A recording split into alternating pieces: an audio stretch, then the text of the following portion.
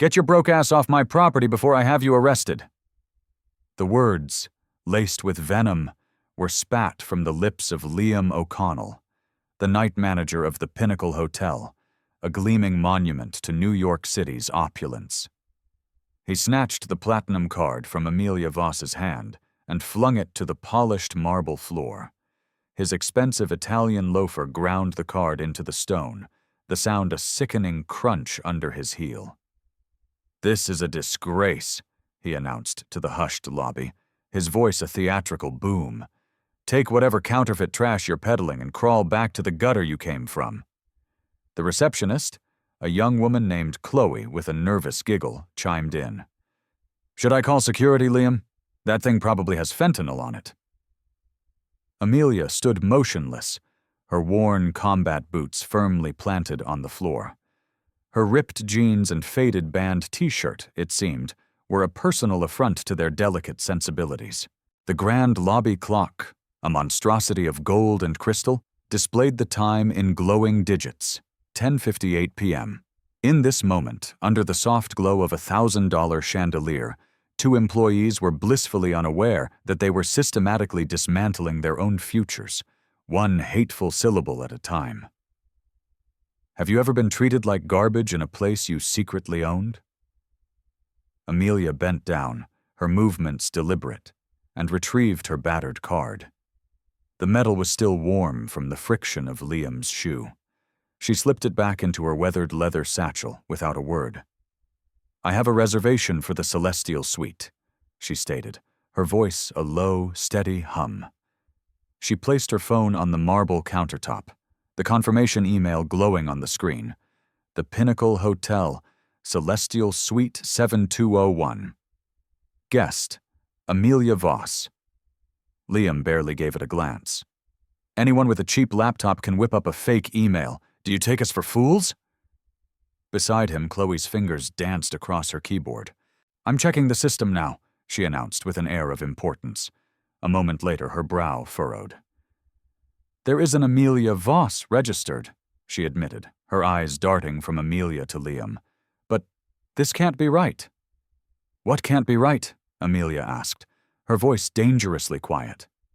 "Well, the real Amelia Voss would be—" Chloe trailed off, gesturing vaguely as if to encompass the entire opulent lobby. "You know, significant." Liam leaned over the counter, his voice dripping with condescension. "Let me spell it out for you, sweetheart. This is a 7-star establishment. We cater to tech billionaires, Hollywood royalty, international dignitaries. Take a look around." He gestured dramatically at the soaring ceilings, the original Picassos adorning the walls, the hand-carved mahogany desk. "Do you see anyone else here who looks like they just crawled out of a back alley?" Amelia glanced at her phone. 11:03 p.m. 7 minutes. 7 minutes until her scheduled video conference with the board of directors of Omnicorp, a multinational conglomerate she had built from the ground up. 7 minutes to finalize a $1 billion acquisition that had been 6 months in the making. The atmosphere in the lobby began to shift as other guests took notice of the escalating confrontation. An elderly couple, dripping in diamonds and old money, whispered behind perfectly manicured hands. A hedge fund manager in a bespoke suit paused his phone call to watch the unfolding drama. A young woman, a social media influencer named Isabella Rossi, discreetly began filming on her phone, her whispered commentary a running stream of outrage on her Instagram live feed. "You guys are not going to believe the blatant racism happening at the Pinnacle right now. This is absolutely disgusting." The viewer count on her feed began to tick upward. 12, 58, 212. Liam, emboldened by his perceived audience, turned his attention back to Amelia. "I've been in the luxury hospitality industry for 15 years, he declared, puffing out his chest. "I can spot a con artist a mile away. The way you carry yourself, the way you speak, that cheap bag you're clutching, it's all wrong." He pointed a trembling finger at her combat boots. "You know what those boots tell me?" They tell me you ride the subway. They tell me you eat street vendor hot dogs. They tell me the only time you've ever been in a place like this is to clean the toilets." Chloe tittered behind her hand. "Liam, you're awful," she simpered. "But you're not wrong." Amelia's hand moved to her satchel, her fingers brushing against the edge of her first-class ticket to Geneva, a flight that would seal the Omnicorp deal. Next to it lay her real black card, the one Liam had just desecrated. "I understand you have a job to do," Amelia said, her voice still infuriatingly calm. "But I really need to check in." Liam's laughter was a sharp, ugly bark. "Oh, the busy little bee. I've got time, all the time in the world to educate you on the realities of life."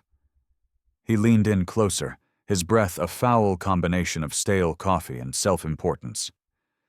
"This isn't a homeless shelter where you can just wander in and make demands.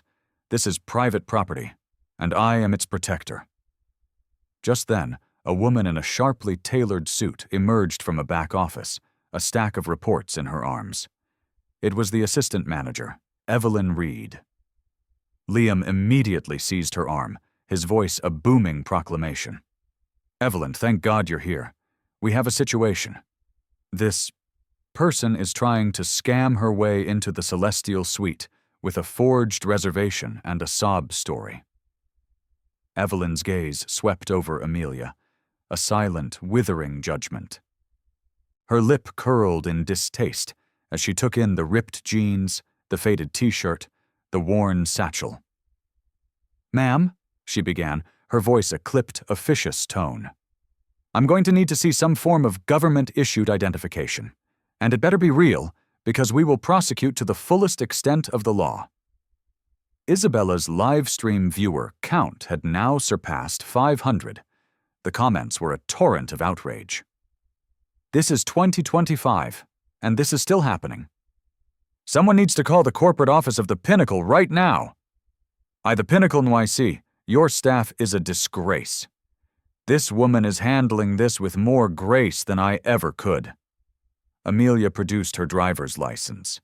Evelyn scrutinized it as if it were a counterfeit bill, holding it up to the light, checking the hologram, even giving it a suspicious sniff. "This could be a fake," she declared to the lobby. "Identity theft is a rampant problem. Liam, maybe we should just call the police and let them sort this out." Liam nodded sagely. "An excellent idea. We can't be too careful. The lengths some people will go to for a taste of the good life." He pulled out his phone and began to dial, a smug smile playing on his lips. "NYPD? Yes, this is Liam O'Connell, the night manager at the Pinnacle. We have a suspected case of fraud." The clock on the wall now read 11:06 p.m., 4 minutes remaining. Amelia watched Liam's theatrical performance, his feigned concern for the hotel's security. She noted the way he kept glancing at the other guests, preening under their attention. This wasn't just about discrimination. It was a power trip, and he was savoring every moment. Chloe leaned over to Evelyn. "Should I go ahead and cancel the reservation for the Celestial Suite? We can open it up for a legitimate guest." "Absolutely," Evelyn replied, without a moment's hesitation. "There's no point in holding a room for someone who clearly can't afford a cup of coffee here, let alone a $10,000 a night suite." Amelia's phone buzzed. A text from her chief operating officer. "Omnicorp is on the line. Are you ready to make history?" She looked up at Liam and Evelyn, who stood with their arms crossed, a human wall of prejudice and ignorance. Behind them, Chloe was already typing, no doubt erasing Amelia's existence from their system. Across the lobby, Isabella's livestream had exploded, the viewer count now in the thousands. The comments were a blur of anger and support, but the damage was already done. The Pinnacle's reputation was being torched in real time, and they were the ones holding the matches. "I'm ready," Amelia whispered to herself, a grim smile touching her lips. The clock on the wall now read 11:07 p.m. Liam, sensing his moment of triumph was at hand, beckoned to a shadowy corner of the lobby. "Marcus, get over here. We need you."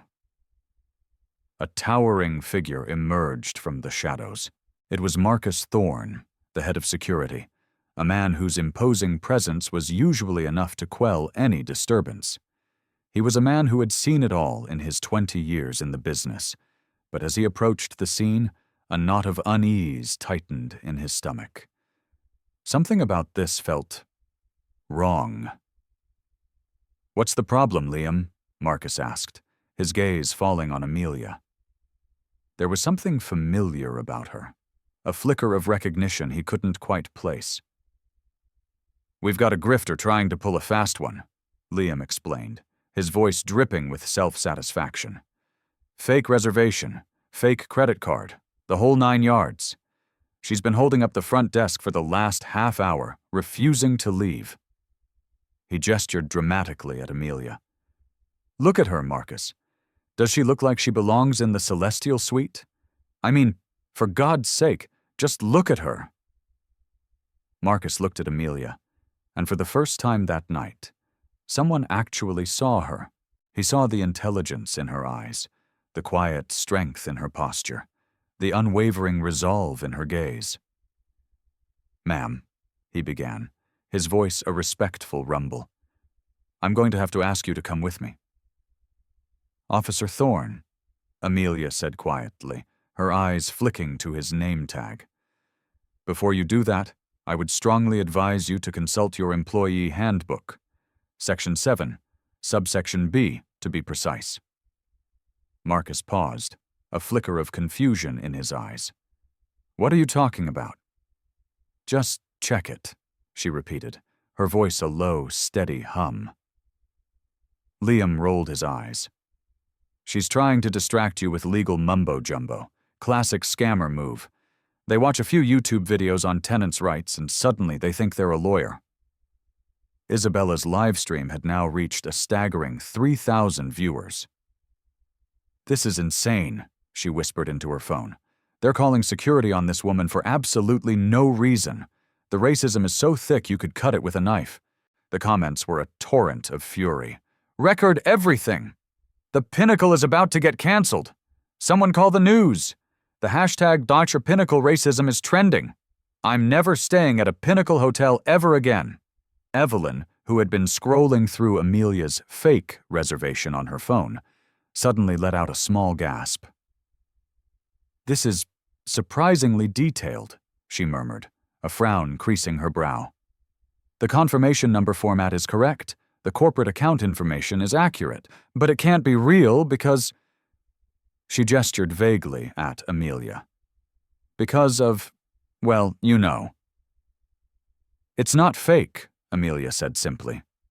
"Of course it's not," Evelyn sneered. "And I'm the Queen of England. Liam, call the police! This is clearly a case of criminal fraud." Liam was in his element now, playing to the crowd. "You know what I love about my job?" he boomed, his voice echoing through the lobby. "Protecting our esteemed guests from the dregs of society who think they can just waltz in here and demand a handout." He gestured toward the elderly couple, who were now looking increasingly uncomfortable. "Mr. and Mrs. Vanderbilt have been loyal patrons of the Pinnacle for over 2 decades. They pay a premium for a certain level of exclusivity. They expect a certain standard. Mr. Vanderbilt, a man who looked as if he had been chiseled from a block of granite and disapproval, nodded his assent."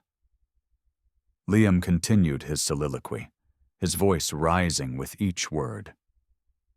"But then you get people like this," he said, pointing a trembling finger at Amelia, "who think they can just stroll in here with their counterfeit documents and their entitlement, demanding a suite that costs more than they'll make in a lifetime. It's an insult to our real guests. It's an insult to this entire establishment." He pointed at her satchel. "You see that bag? I've seen better luggage in a dumpster. And those boots? Those are the boots of a common laborer, not a captain of industry." Chloe giggled from behind the counter. "Liam, you're so wicked."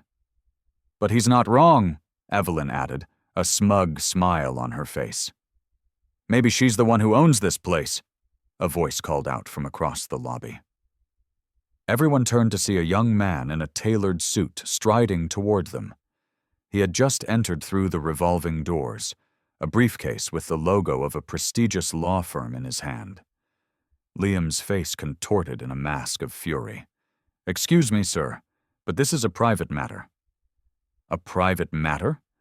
The man laughed, his eyes sweeping over the crowd of onlookers and the sea of glowing cell phone screens. "Half of New York City is watching this on Instagram Live right now. This is about as private as a Times Square New Year's Eve party." Marcus stepped between them. "Sir, I'm going to have to ask you to—" "To what? Stand in the lobby of a public hotel? I'm a guest here too, officer. Suite 4217.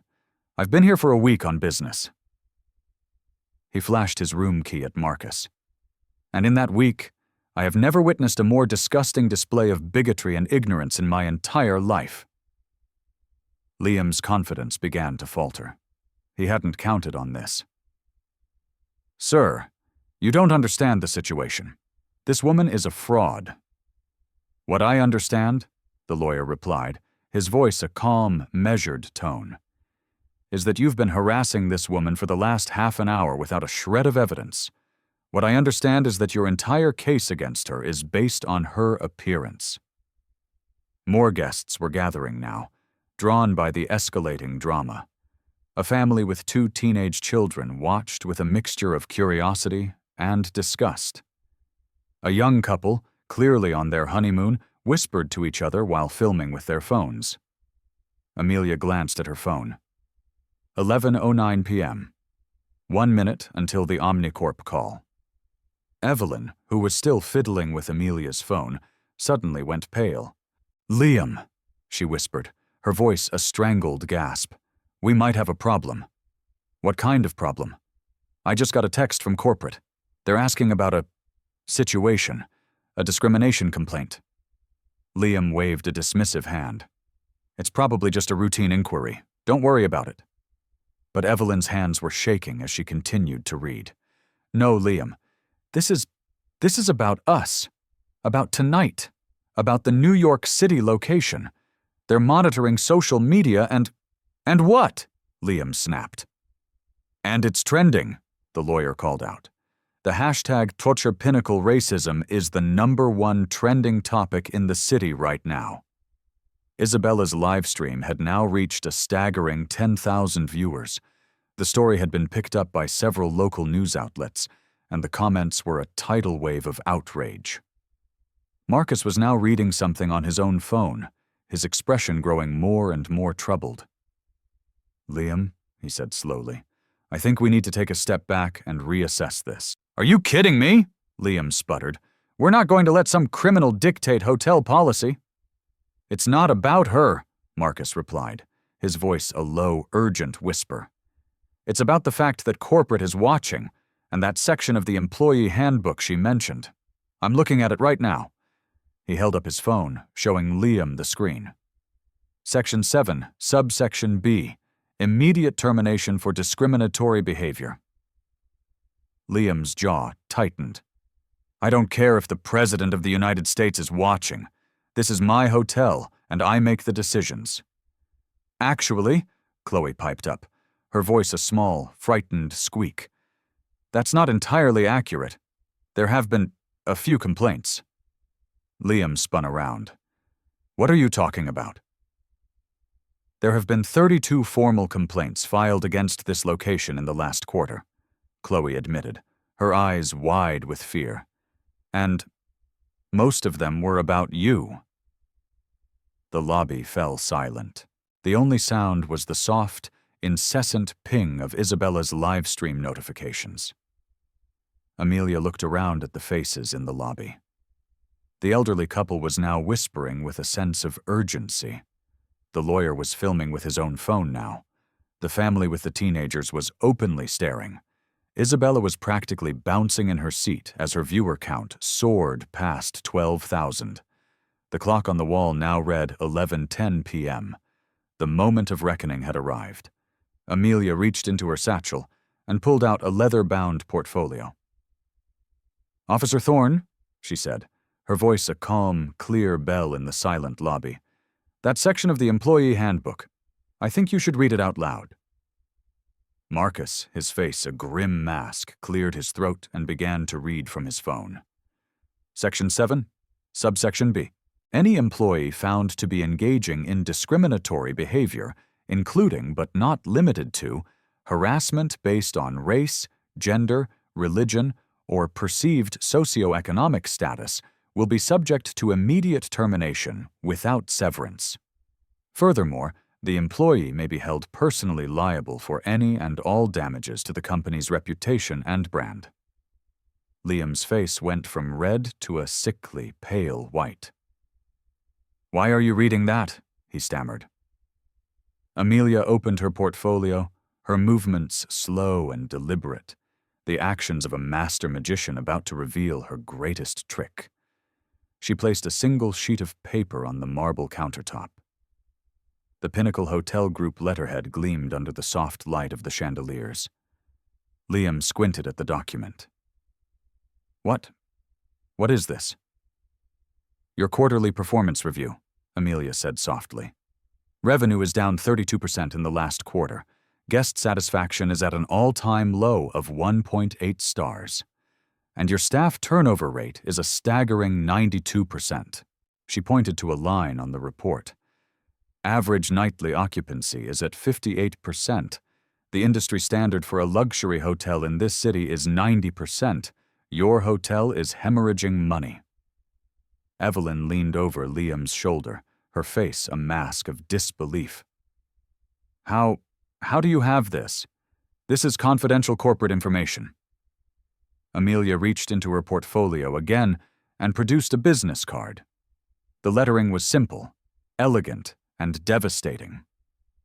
"Amelia Voss, Chief Executive Officer, Voss Enterprises." Liam stared at the card as if it were a venomous snake. I don't understand." "Let me help you with that," Amelia said, pulling out her tablet. She swiped to a screen and turned it around for everyone to see. It was the About Us page of the Pinnacle Hotel Group's corporate website. And there, smiling back at them, was Amelia Voss. The same face, the same woman, but in a tailored power suit instead of ripped jeans and a faded band t-shirt. The caption below the photo read, "Amelia Voss, majority shareholder. Voss Enterprises acquired the Pinnacle Hotel Group for $12.7 billion on June 1, 2025. Ms. Voss now holds a 78% ownership stake in the global luxury hotel chain." The silence in the lobby was so profound you could have heard a pin drop. And then, the dam broke. Isabella's live stream chat exploded. "OMG! She owns the whole damn hotel!" "No freaking way! Liam is so fired! I am living for this! This is better than any reality TV show! Someone get Liam a medic, I think he's having a heart attack." Liam's legs gave out from under him. He gripped the marble counter to keep from collapsing, his knuckles white against the dark stone. That's impossible. You can't be." "I can't be what, Liam?" Amelia asked, her voice still a calm, cool river. "I can't be a self-made billionaire? I can't own a multi-billion-dollar corporation? I can't afford to stay in the celestial suite of my own hotel?" She gestured to her simple attire. "Or do you just mean I can't look like this and still be your boss's boss?" Marcus took a step back, his hand instinctively going to his radio. Not to call for backup, but because his training was screaming at him that he had just witnessed a career-ending catastrophe. Evelyn's mouth opened and closed like a dying fish. "Ma'am, if we had known, there was no way you weren't wearing—" "I wasn't wearing what?" Amelia interrupted, her voice gentle but firm. "A sign that said, billionaire? A diamond tiara? What is the official uniform for a successful black woman to be treated with a basic level of human decency in her own establishment?" The lawyer from Suite 4217 began to clap, a slow, deliberate applause that echoed through the stunned lobby. "Best damn hotel drama I've ever seen," he declared, "and I've seen a lot." Other guests began to pull out their phones, realizing they were witnessing a truly historic moment. The elderly couple looked utterly mortified. The family with the teenagers was now openly recording. Chloe, who had been frantically typing on her computer, let out a small, strangled sob. Oh my God, it's real. The reservation is real. It was paid for a year in advance. She looked up at Amelia, her eyes swimming with tears. The payment was made from a Voss Enterprises corporate account for $1,825,000 for a one-year lease of the Celestial Suite. I should have checked.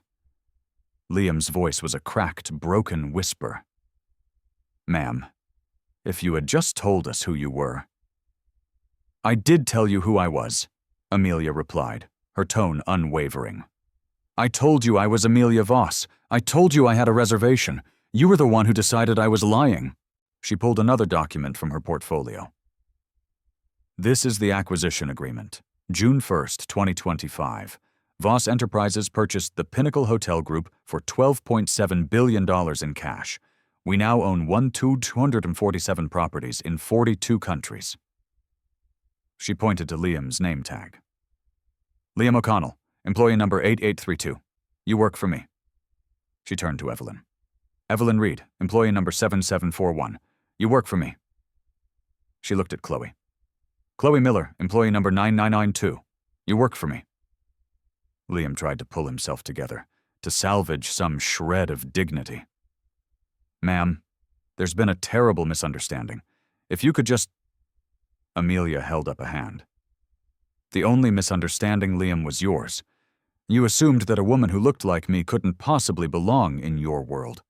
You made that assumption in front of a lobby full of witnesses, on a live stream that has now been viewed by over 20,000 people, and with a level of arrogance that I find truly breathtaking. She checked her phone. And now, if you'll excuse me, I have $1 billion acquisition to finalize. Her phone rang. The caller ID displayed Omnicorp Board of Directors. She answered, her eyes never leaving Liam's. Yes, Mr. Chairman, she said, her voice a calm, confident purr. I'm ready to proceed. I was just in the middle of a corporate restructuring. I'll have the full report on your desk by morning. She paused, a small smile playing on her lips. Yes, the assets are being liquidated as we speak. I'm confident that this will be a very profitable quarter for all of us. Liam's face had gone from a sickly white to a shade of green that matched the hotel's potted plants. Evelyn was now openly sobbing behind the counter. Marcus stood frozen, a statue of regret and disbelief. Amelia ended the call and looked around the lobby. The crowd had now grown to over 30 people, all of them filming, all of them witnessing the fall of the arrogant and the rise of the underestimated. Now, Amelia said, opening her laptop and connecting it to the large screen behind the reception desk. Let's talk about your severance packages, or more accurately, the lack thereof. The Pinnacle Hotel Group logo filled the screen, followed by a presentation titled Operational Restructuring and Hostile Takeover, a Case Study. Let me share a few numbers with you, Amelia began, her voice the calm, measured tone of a CEO addressing her board. This wasn't about revenge. This was about a hostile takeover, and she was the one holding all the cards. Liam stared at the screen, his world crumbling around him. The first slide was a stark, brutal assessment of his performance. The numbers were even worse than she had initially stated. Revenue was down 42%. Guest satisfaction was at 1.2 stars. The hotel was losing over $1 million a week. These numbers, Amelia continued, her voice a cool, dispassionate narrator of his failure, tell a story of mismanagement, of incompetence, and of a culture of toxicity that has permeated every level of this establishment. Evelyn, her face a mess of smeared mascara and tears, gripped the marble counter as if it were a life raft. She had seen the reports, but to see them laid bare like this, in front of the entire world, was a new level of humiliation. "Liam O'Connell," Amelia said, turning to face him. "Night manager, employee number 8832. Annual salary, $150,000. In the last year, there have been 147 formal complaints filed against you for harassment, for discrimination, for verbal abuse." Liam's face was ashen. That's a lie. I would have been notified." "You were," Amelia replied, clicking to the next slide. "There are 82 written warnings in your employee file. Your supervisor attempted to intervene on 17 separate occasions. Your last performance review gave you a score of 0.8 out of 5 stars. She paused, letting the weight of his failure settle in the silent lobby. "Your department has the lowest guest satisfaction scores in our entire global portfolio. Guests have described you as arrogant, racist, a bully, and a stain on the hospitality industry." Isabella's live stream had now reached a staggering 50,000 viewers. The comments were a blur of vindication and schadenfreude. "He's getting everything he deserves. This is the best thing I've ever seen. She's not just firing him, she's dissecting him. The queen of receipts." Amelia turned her attention to Evelyn. "Evelyn Reed, assistant manager, employee number 7741. Annual salary, $180,000. 98 guest complaints in the last year. 12 failed mystery shopper evaluations. Your diversity and inclusion training is 2 years overdue. Your customer service certification expired 18 months ago, and there are 14 documented instances of you using racial slurs against other employees." Evelyn let out a small, strangled sob. She had thought her transgressions were hidden, buried in a mountain of corporate paperwork. She had never imagined they would be broadcast to the world. "The problem here," Amelia continued, her voice a calm, steady scalpel, "is not a few isolated incidents. It is a systemic, deeply ingrained culture of bigotry and entitlement that has been allowed to fester and grow like a cancer at the heart of this hotel." She walked closer to the counter, her presence now commanding the entire lobby. "When I acquired the Pinnacle Hotel Group 6 months ago, this New York City location was flagged as our most toxic asset. Our legal team estimated our potential liability from pending lawsuits at over $50 million. Liam tried to speak, but the words caught in his throat. "There are currently 12 federal lawsuits pending against this hotel for discrimination," Amelia continued, her voice unwavering. "Our attorneys have advised me to settle out of court for a sum that could exceed $100 million, and that was before tonight." She gestured to Isabella's phone, still streaming to the world. "After this little performance, which has now been witnessed by over 50,000 people, our legal exposure has skyrocketed. You haven't just embarrassed yourselves. You've cost this company hundreds of millions of dollars." The lawyer from Suite 1417 shook his head in awe. "I've been a corporate lawyer for 25 years, he murmured to the person standing next to him, "and I have never seen a more brilliant, more ruthless, more justified corporate execution in my entire life." Amelia advanced to the next slide, a detailed organizational chart. "Liam O'Connell reports to the regional manager, who reports to the Vice President of North American Operations, who reports to the Executive Vice President of Global Operations, who reports directly to me." She let that sink in for a moment.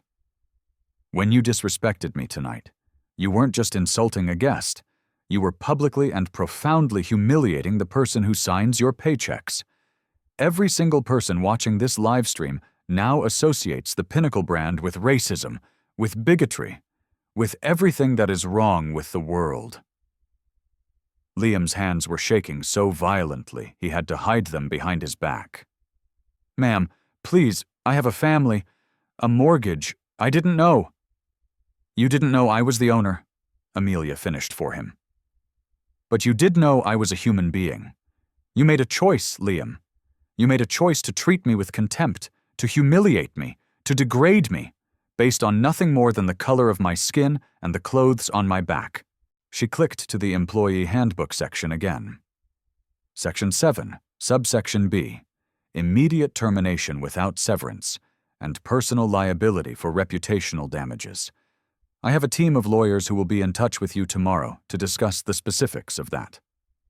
She closed her laptop and walked to the center of the lobby, a solitary, powerful figure under the glittering chandeliers. Liam O'Connell, Evelyn Reed, you have 2 choices, and you will make them now. She held up one finger. Choice 1. You resign, effective immediately. You walk out of this hotel tonight and you never come back. I will provide you with a neutral employment reference that does not mention the events of this evening. You will be able to salvage what little is left of your professional reputations. 2 fingers. Choice 2.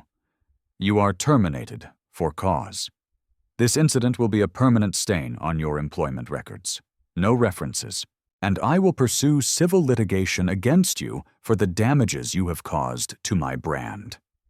Every future employer who does a background check on you will see the words, terminated for gross misconduct and discriminatory behavior. Your careers in the hospitality industry, or any other industry for that matter, will be over. The lobby was so quiet you could hear the blood pounding in your ears.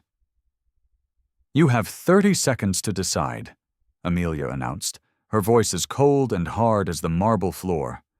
I have a multi-billion-dollar corporation to run, and I don't have time for a protracted negotiation. Liam's voice was a choked, desperate whisper. Ma'am, surely there's another way, a way to handle this with more discretion. Discretion? Amelia's laughter was a short, sharp bark. You want discretion now? After you publicly humiliated me in front of the entire world? You had your chance for discretion, Liam. You chose to make this a spectacle, and now you will reap what you have sown. She pulled a thick file from her portfolio. This, she said, her voice a low, dangerous growl, is a record of every single complaint that has ever been filed against you. Most of these people didn't have the resources to fight you. They didn't have the power to hold you accountable. But I do. She opened the file, a cascade of paper and ink, a testament to his cruelty. Guest after guest, employee after employee, all telling the same story. A story of a petty tyrant who abused his power, who bullied his subordinates, and who treated his guests with a level of contempt that is truly breathtaking. Evelyn, her face a mask of desperation, stepped forward. Ms. Voss. I am so sorry. I was just following Liam's lead. I never meant for any of this to happen. You are both grown adults who made your own choices, Amelia replied, her voice devoid of sympathy. You chose to treat me like garbage. The fact that I happen to own the garbage truck is just a beautiful, poetic irony. Chloe, who had been hiding behind the counter, finally found her voice. What about me, ma'am? Am I fired too? Amelia turned to the young woman, her expression unreadable. Chloe, you are 22 years old. You made a mistake, a terrible mistake. You chose to follow the lead of 2 very bad people. The question is, what will you do now? Will you learn from this? Or will you spend the rest of your life as a bystander, a silent accomplice to the casual cruelty of the world? Marcus, who had been standing by the door, a silent, stoic witness to the entire ordeal, stepped forward.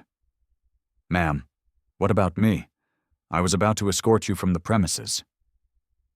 Amelia nodded. Marcus, you hesitated. You questioned. You showed a glimmer of decency in a sea of depravity. You have a choice to make as well. You can help me clean up this mess, or you can walk away. But if you stay, you will be a part of the solution, not the problem. The clock on the wall struck midnight. Time's up, Amelia announced, her voice a final, irrevocable judgment. Liam O'Connell, your decision. Liam's voice was a barely audible whisper. I resign. He fumbled with his name tag, his hands shaking so violently he could barely unclip it. He placed it on the marble counter, a small, pathetic symbol of his surrender. Amelia nodded once. Evelyn Reed. I resign, she choked out, her voice thick with tears. She, too, placed her name tag on the counter, a final act of humiliation. Your apologies are noted, Amelia said, her voice as cold as a winter morning. But they are not accepted. Chloe Miller, your choice. Chloe wiped her eyes with the back of her hand. I want to learn, she said, her voice small but firm. I want to be better. I don't ever want to be the person I was tonight. Amelia studied the young woman for a long moment. Learning is a painful process, Chloe. Are you prepared for that? Yes, ma'am, she replied without hesitation. I am. Marcus Thorne, your decision. Marcus stood a little taller. I want to help you fix this, ma'am. What happened here tonight? It should never happen again. Not to anyone. For the first time that night, a genuine smile touched Amelia's lips. It transformed her face, melting away the years of struggle and revealing the brilliant, resilient woman beneath. Then let's get to work, she said, opening her laptop again. Liam and Evelyn, two ghosts in expensive clothes, gathered their belongings and shuffled out of the lobby, their careers in tatters, their lives forever changed. Amelia projected a new presentation onto the screen. The Pinnacle Restoration Project, a new era of hospitality. Chloe Marcus, she began, her voice now filled with a new energy, a new purpose. You are about to be a part of the most ambitious, most radical, most necessary corporate turnaround in the history of the hospitality industry. What we do here tonight will be the new gold standard for every single one of our 1,247 properties around the world. Isabella's live stream had now reached a staggering 100,000 viewers. The story had gone viral, a global phenomenon. The hashtag #WatcherPinnacleRacism had been replaced by a new one.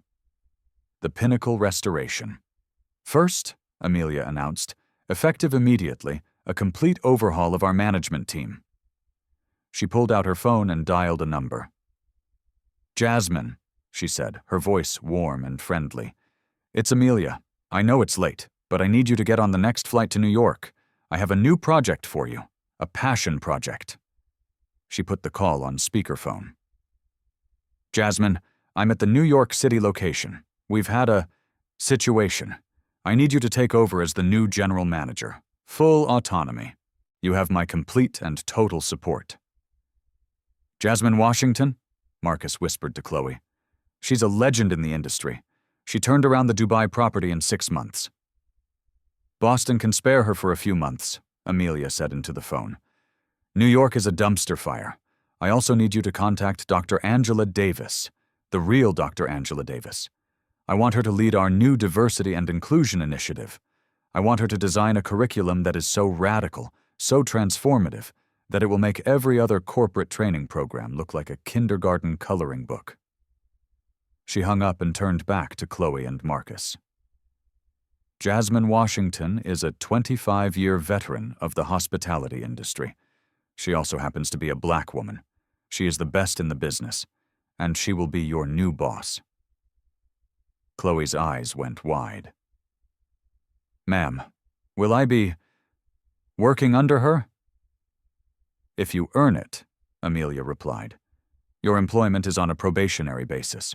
For the next 6 months, you will undergo the most intensive, most rigorous, most soul-crushing training program of your life.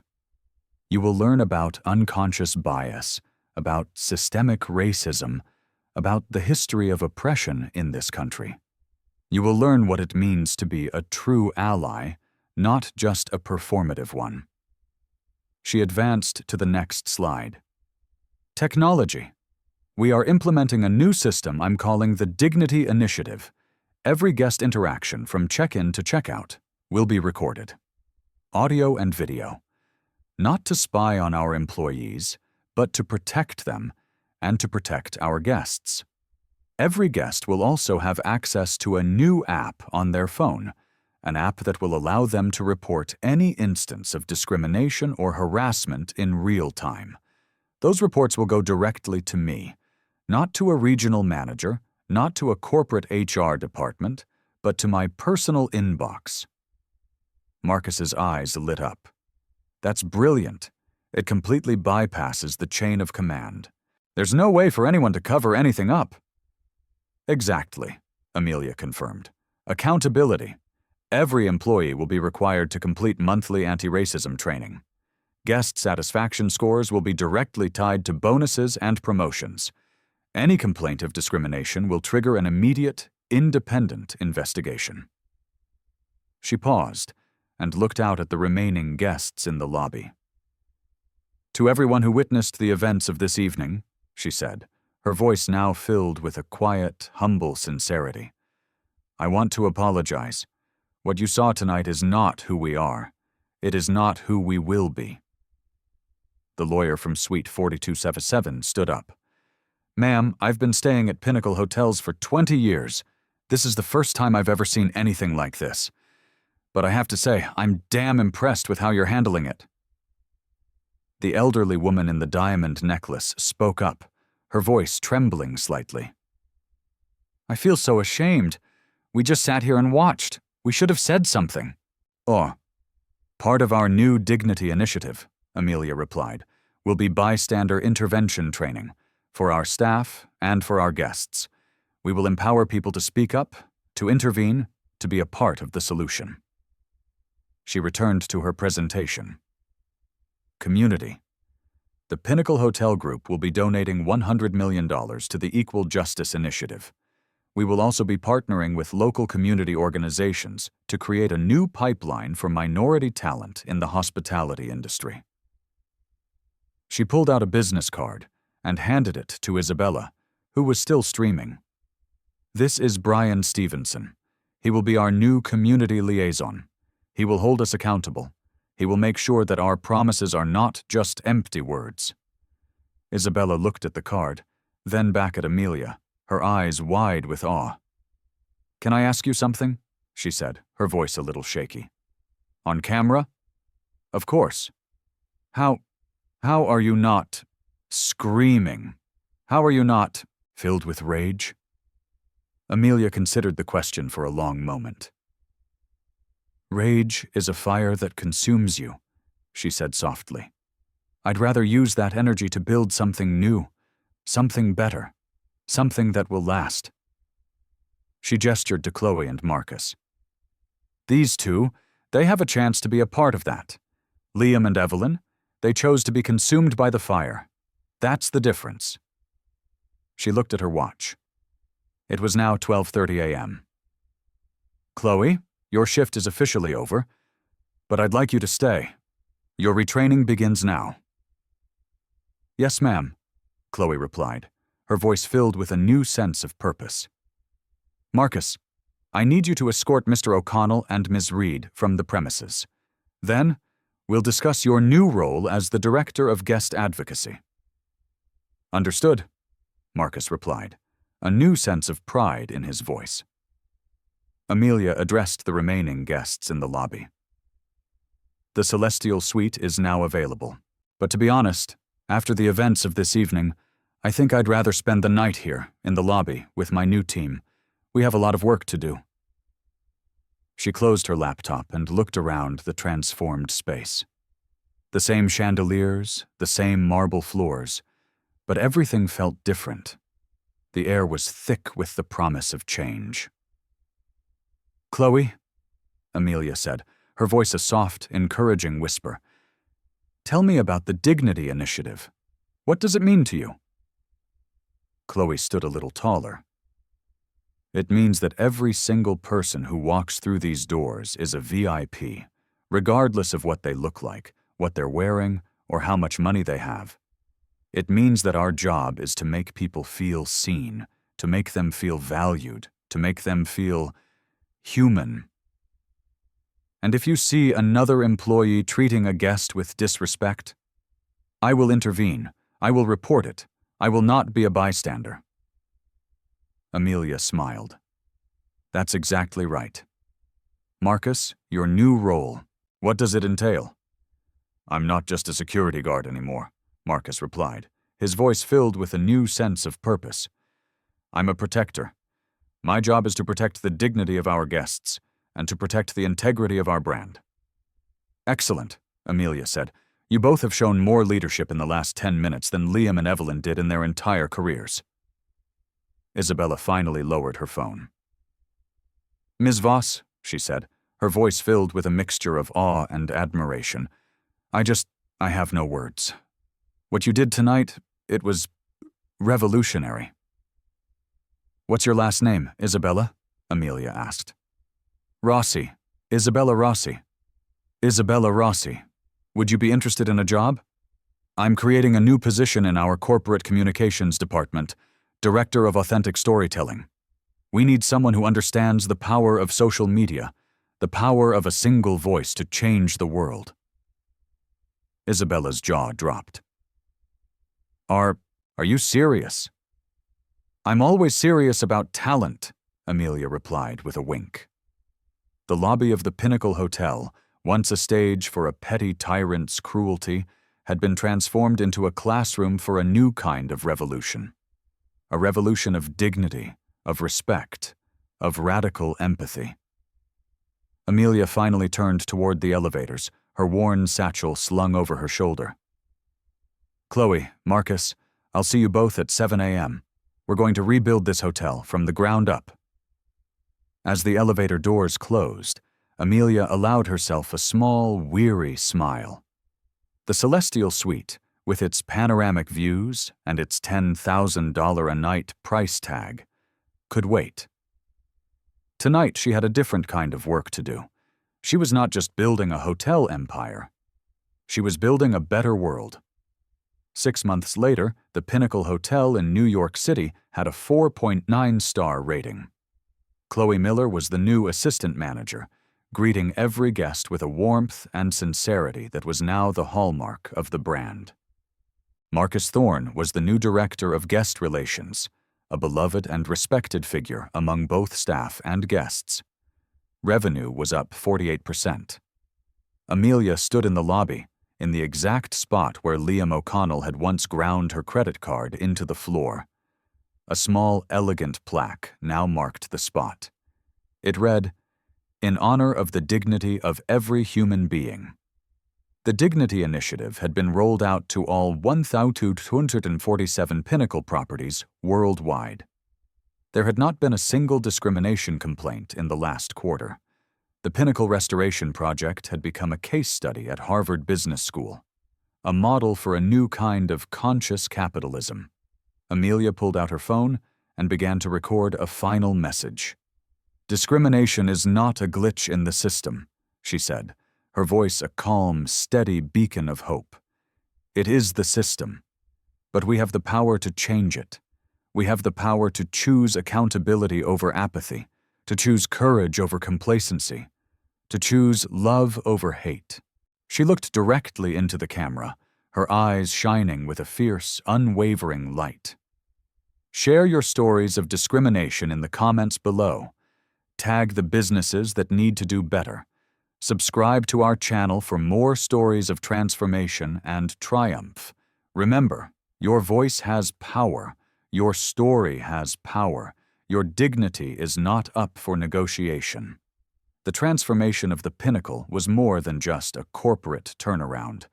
It was a testament to the power of one person to change the world. One courageous choice, one radical act of defiance, one unwavering belief in the fundamental dignity of every human being.